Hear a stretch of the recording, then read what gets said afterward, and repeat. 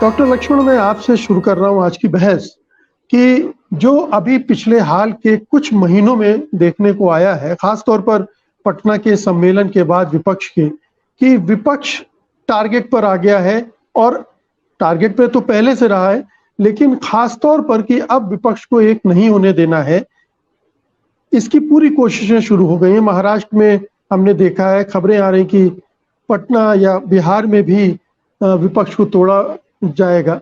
आपको क्या लगता है कि क्या मोदी जी एक तो इतने घबरा गए हैं इस विपक्षी एकता से, उन पर उनका आत्मविश्वास डोल गया है, या वो इस संभावना को खत्म कर देना चाहते हैं कि विपक्ष एक हो और उन्हें उनके लिए कोई बड़ी चुनौती खड़ा कर पाए?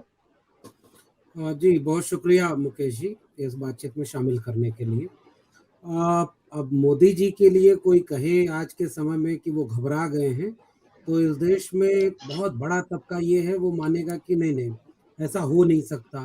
वो तो अवतारी पुरुष हैं। बहुत सारी चीज़ें समाज में, गांव में जब हम जाते हैं, एक बौद्धिक खेमे और पढ़े लिखे लोगों के दायरे से बाहर जब हम जाते हैं, तो हमें हमें ये देखने मिलता है कि जो मोदी जी रूस और यूक्रेन का युद्ध रुकवा सकते हैं, जो मोदी जी पूरी दुनिया में भारत जो गुमनाम था उसे शान और शोहरत दिला सकते हैं, जो मोदी जी देश में 70 साल में कुछ नहीं हुआ था वो सब कुछ कर सकते हैं, वो डर नहीं सकते।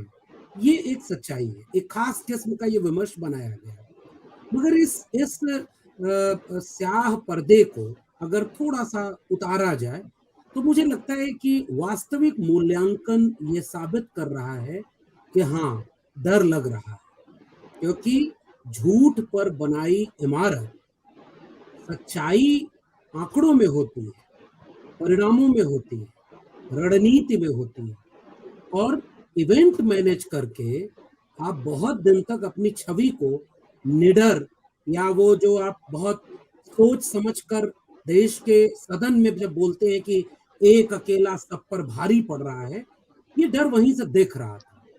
कई बार ये विमर्श, जैसे भाषा विज्ञान को अगर हम डिकोड करना शुरू करें और एक राजनीतिक प्रकरण को उदाहरण के तौर पर इस बात से जोड़ें कि जिस दिन सारे विपक्षी दलों की बैठक पटना में हो रही थी, ठीक उस दिन और उसके अगले चंद घंटों में भारतीय जनता पार्टी की वो निडर और अवतारी शक्तियां जो राजनीति कर रही हैं, उन सभी के बयान उस पर आ रहे थे, चाहे वो प्रधानमंत्री हो, चाहे गृह मंत्री हो, चाहे भारतीय जनता पार्टी के राष्ट्रीय अध्यक्ष हो।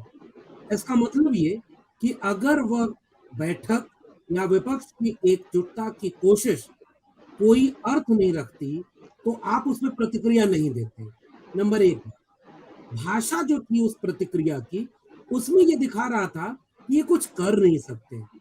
इसमें भाषा विज्ञान ये भी कहता है, जब हम उसके विखंडन उसको करें, तो ये दिखता है कि इसका मतलब मन के एक कोने में उसका अर्थ ये चला गया है कि इसका मतलब कुछ यहाँ से करना चाहिए। एक बात, इसलिए ये बात साफ तौर पर कही जाती है। एक चीज इसमें मैं जोड़ रहा हूं कि डर की बात मैं क्यों और मानता हूं। 2024 के चुनाव में अलग परिस्थितियां थी, उनमें एक संभावना, गुंजाइश कह लें, बदलाव की कोशिश कर लें, वो सारी चीजें काम कर रही थी।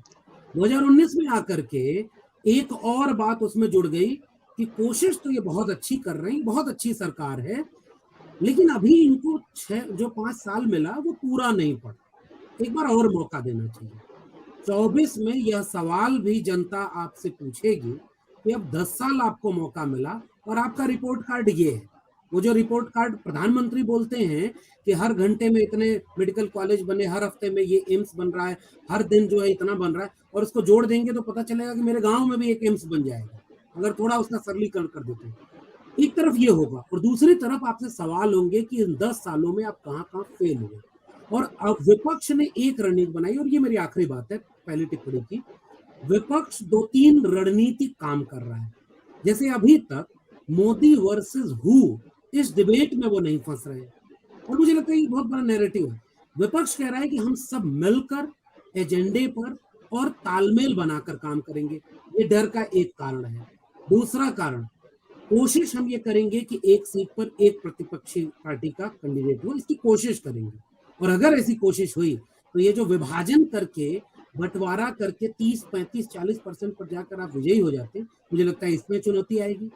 तीसरी और अंतिम बात, कई क्षेत्रीय दल ऐसे हैं जो क्षेत्रीय स्तर पर दो राष्ट्रीय दलों के अलहदा एक मुख्तलिफ जमीन तैयार कर चुके हैं अपनी राजनीति की। कई जगहों पर वो सरकार में है, कई जगहों पर वो प्रमुख विपक्षी दल की भूमिका में है। वे दल अगर कांग्रेस के साथ तालमेल बनता हुआ जो दिख रहा है, कांग्रेस कह रही है कि हम तालमेल बनाने के लिए तैयार हैं, और अगर ये जी। बन गए तो मुझे लगता है कि ये और डर को मजबूत करेगा। तो मुझे लगता है ये बिंदु ऐसे हैं जो बीजेपी के सामने